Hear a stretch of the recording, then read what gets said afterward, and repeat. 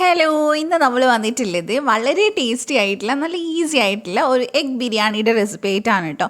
സിമ്പിളായിട്ട് നമുക്ക് എല്ലാം കൂടെ ഒരുമിച്ചിട്ട് ചെയ്യാൻ പറ്റുന്ന ഒരു ബിരിയാണിയും കൂടിയാണ്. ട്രൈ ചെയ്ത് നോക്കുക. റെസിപ്പി ഇഷ്ടമാവുകയാണെങ്കിൽ ചാനലൊന്ന് സബ്സ്ക്രൈബ് ചെയ്ത് സപ്പോർട്ട് ചെയ്തേക്കണേ.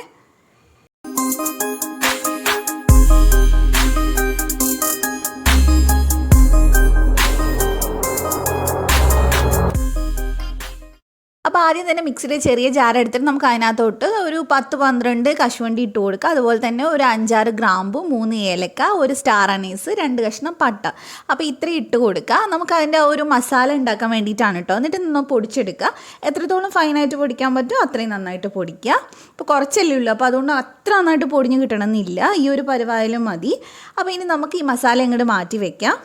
ഇനി ഞാനിവിടെ 4 പുഴുങ്ങിയ മുട്ട എടുത്തിട്ടുണ്ട്. മുട്ടയുടെ എണ്ണമൊക്കെ നിങ്ങൾക്ക് ഇഷ്ടമുള്ള പോലെ എടുക്കുക. ഇതിലേക്ക് ഞാൻ ഫോർക്ക് വെച്ചിട്ട് ഒന്ന് കുത്തി കൊടുക്കുന്നുണ്ട്. മസാല നന്നായിട്ട് ഉള്ളിലേക്ക് കയറാൻ വേണ്ടിയിട്ടാണ്. കത്തി വെച്ചിട്ട് വരഞ്ഞെടുത്താലും മതി. അപ്പോൾ എല്ലാത്തിനും ഇതേപോലെ ഒന്ന് ചെയ്ത് കൊടുക്കുക. നമ്മൾ ഒരുപാട് എഗ് ബിരിയാണിയുടെ റെസിപ്പി ഇട്ടിട്ടുണ്ട് കേട്ടോ. അതിൽ നിന്ന് കുറച്ചുകൂടെ സിമ്പിളായിട്ടുള്ള ഒന്നാണ് ഇത്. അപ്പോൾ ഞാൻ എല്ലാം ഒന്ന് കുത്തി എടുത്തിട്ടുണ്ട്. അത് മാറ്റിയതിന് ശേഷം ഞാനിവിടെ കുക്കറിലേക്ക് 1 ടീസ്പൂൺ നെയ്യ് ചേർത്ത് കൊടുക്കുന്നുണ്ട്. അതൊന്ന് ചൂടായി വരുമ്പോൾ അതിനകത്തോട്ട് നമുക്ക് സൺഫ്ലവർ ഓയിൽ ഒഴിച്ച് കൊടുക്കുക. വെളിച്ചെണ്ണ ആയാലും മതി. അപ്പോൾ ഞാനത് ഏകദേശം ഒരു 1.5 ടേബിൾ സ്പൂൺ എടുത്തിട്ടുണ്ട്. അതൊന്ന് ചൂടായി വരുന്ന സമയത്ത് നമുക്ക് അതിലേക്ക് കുറച്ച് ഉപ്പ് ചേർത്ത് കൊടുക്കുക. അതേപോലെ തന്നെ ഒരു 1/2 ടീസ്പൂൺ കാശ്മീരി മുളക് പൊടി ചേർത്തിട്ടുണ്ട്. തീ നല്ലോണം കുറച്ച് വെച്ചിട്ട് വേണം ചേർക്കാൻ. ഒരു 1/2 ടീസ്പൂൺ നമ്മൾ ഉണ്ടാക്കി വെച്ചിട്ടുള്ള മസാല ഉണ്ടല്ലോ അത് ചേർത്തിട്ടുണ്ട്. കുറച്ച് മല്ലിയിലയും കൂടെ ചേർത്തിട്ട് ഒന്ന് മിക്സ് ചെയ്തെടുക്കുക.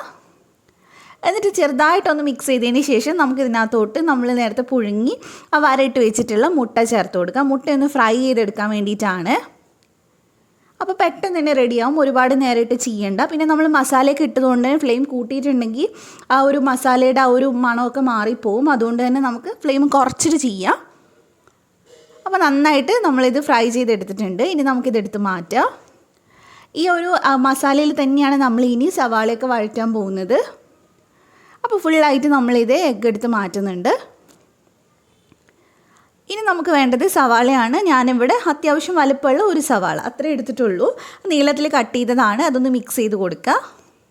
എന്നിട്ട് ഞാൻ ഇതിലേക്ക് കുറച്ച് ഉപ്പ് ചേർത്ത് കൊടുക്കുന്നുണ്ട്. പെട്ടെന്ന് തന്നെ വഴണ്ടി കിട്ടാൻ വേണ്ടിയിട്ടാണ്. ഇനി നമുക്ക് നന്നായിട്ട് ഇതൊന്ന് വഴറ്റിയെടുക്കാം. ഒട്ടും തന്നെ കടിക്കാത്ത പരുവത്തിൽ വേണം വഴറ്റിയെടുക്കാനായിട്ട്.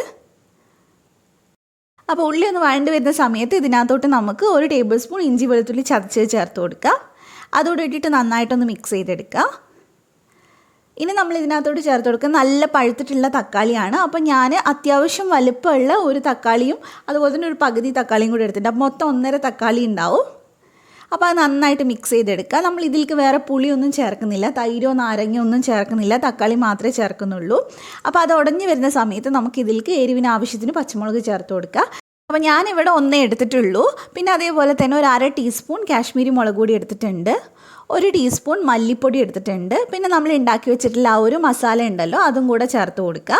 എന്നിട്ട് നന്നായിട്ട് മിക്സ് ചെയ്തെടുക്കുക. ഞാനിവിടെ മോനിക്കും കൂടെ കൊടുക്കുന്നതുകൊണ്ടാണ് എരിവ് കുറച്ചിട്ടുള്ളത്. അപ്പോൾ നിങ്ങൾ വീട്ടിൽ വലിയ ആൾക്കാർക്ക് മാത്രം ഉണ്ടാക്കുന്നത് പച്ചമുളക് 2-3 ഒക്കെ ഇട്ട് ചെയ്തെടുത്താൽ മതി. ഇനി നമുക്ക് ഇതിനകത്തോട്ട് മല്ലിയില ചേർത്ത് കൊടുക്കുക. ഒരു 1/2 കപ്പോളം മല്ലിയില ചേർത്തിട്ടുണ്ട്. ഒരു 1/4 കപ്പ് പുതിനയില ചേർത്ത് കൊടുക്കുന്നുണ്ട്. എന്നിട്ട് നന്നായിട്ട് മിക്സ് ചെയ്തെടുക്കുക.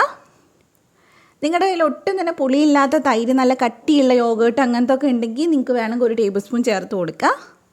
അപ്പോൾ ഇതെല്ലാം കൂടി നന്നായിട്ട് വെന്ത് വന്നതിന് ശേഷം നമ്മൾ ഇതിനകത്തോട്ട് 1.5 കപ്പ് വെള്ളം ചേർത്ത് കൊടുക്കുകയാണ്. ഞാൻ ഇവിടെ 1 കപ്പ് അരിക്കുള്ള കണക്കിലാണ് 1.5 കപ്പ് വെള്ളം എടുത്തിട്ടുള്ളത്. അപ്പോൾ അത് ചേർത്തതിന് ശേഷം നമുക്ക് നന്നായിട്ട് മിക്സ് ചെയ്ത് കൊടുക്കുക.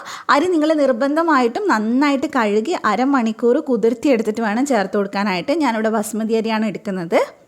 അപ്പോൾ ഇതിലേക്ക് ആവശ്യത്തിനുള്ള ഉപ്പ് ചേർത്ത് കൊടുക്കുക. അപ്പോൾ ചോറിനും കൂടിയുള്ള ഉപ്പായതുകൊണ്ട് കുറച്ച് മുന്നിട്ട് നിൽക്കുന്ന പോലെ ചേർത്ത് കൊടുക്കുക. നന്നായിട്ട് തിളച്ച് വരുന്നുണ്ട്. ഇനി നമുക്ക് ഇതിനകത്തോട്ട് നന്നായിട്ട് ഊറ്റി വെച്ചിട്ട് വെള്ളം ഒട്ടും ഇല്ലാത്ത ആ അരി ഒന്ന് ചേർത്ത് കൊടുക്കുക. എന്നിട്ട് നന്നായിട്ട് മിക്സ് ചെയ്തെടുക്കുക. ഈ കറക്റ്റ് അളവിൽ എടുക്കുകയാണെങ്കിൽ നിങ്ങൾക്ക് ചോറ് നല്ല വൃത്തിയായിട്ട് വെന്ത് കിട്ടും. ഒരുപാട് കുഴഞ്ഞു പോകുന്നില്ല. ഇനി ഇതിലേക്ക് നമുക്ക് മുട്ട ചേർത്ത് കൊടുക്കുക. ഞാൻ 2 ഇപ്പോൾ ചേർത്ത് കൊടുക്കുന്നുള്ളൂ. ബാക്കി ഞാൻ പുറത്ത് വെച്ചിട്ടാണ് ഉള്ളത്. അപ്പോൾ നിങ്ങൾക്ക് വേണമെങ്കിൽ മുഴുവനും ചേർത്ത് കൊടുക്കുക. ഇനി നമുക്ക് കുക്കർ അടച്ച് വെച്ചിട്ട് ലോ ഫ്ലെയിമിൽ ഒറ്റ വിസിൽ അടുപ്പിച്ചെടുത്താൽ മതി. എന്നിട്ട് അതിൻ്റെ പ്രഷർ പോകാൻ വേണ്ടിയിട്ട് വെയിറ്റ് ചെയ്യുക. അതിനുശേഷം തുറന്നിട്ടുണ്ടെങ്കിൽ നല്ല സൂപ്പറായിട്ട് വെന്തിട്ടുണ്ടാവും. പക്ഷെ നമ്മൾ തുറന്ന അപ്പം തന്നെ ഇട്ട് കുഴച്ചെടുക്കരുത്. ഇളക്കിയിട്ട് ജസ്റ്റ് ഒന്ന് മിക്സ് ചെയ്ത് കൊടുക്കുക മാത്രമേ ചെയ്യാവുള്ളൂ. കാരണം അപ്പം തന്നെ നമ്മൾ മിക്സ് ചെയ്യുമ്പോൾ ചോറ് വല്ലാണ്ട് കുഴഞ്ഞു പോവും. അപ്പോൾ ചെറുതായിട്ട് നമുക്കൊന്ന് അടിമറിച്ച് ഇങ്ങനെ ഒന്ന് മിക്സ് ചെയ്ത് കൊടുക്കുക. ഇനി ഇത് ചെറുതായിട്ടൊന്ന് ചൂടാറി വരുന്ന സമയത്ത് നമുക്കിതെടുത്ത് സെർവ് ചെയ്യാം. ഇതിൻ്റെ കൂടെ തൈരോ സാലഡോ എന്തെങ്കിലും ഉണ്ടാക്കിയാൽ മതി. അപ്പോൾ അതേ നമ്മുടെ കിടിലനായിട്ടുള്ള ഈസി ആയിട്ടുള്ള മുട്ട ബിരിയാണി ഇവിടെ റെഡി ആയിട്ടുണ്ട്. അപ്പോൾ എന്തായാലും ട്രൈ ചെയ്ത് നോക്കുക. റെസിപ്പി ഇഷ്ടമായിട്ടുണ്ടെങ്കിൽ ചാനലൊന്ന് സബ്സ്ക്രൈബ് ചെയ്ത് സപ്പോർട്ട് ചെയ്യുക. തൊട്ടടുത്തുള്ള ബെല്ല് ക്ലിക്ക് ചെയ്തിട്ട് ഓളോടെ ക്ലിക്ക് ചെയ്യുക. എന്നാലേ ഞാൻ വീഡിയോസ് വരുമ്പോൾ കിട്ടുള്ളൂ. അപ്പോൾ താങ്ക് യു ഫോർ വാച്ചിങ്.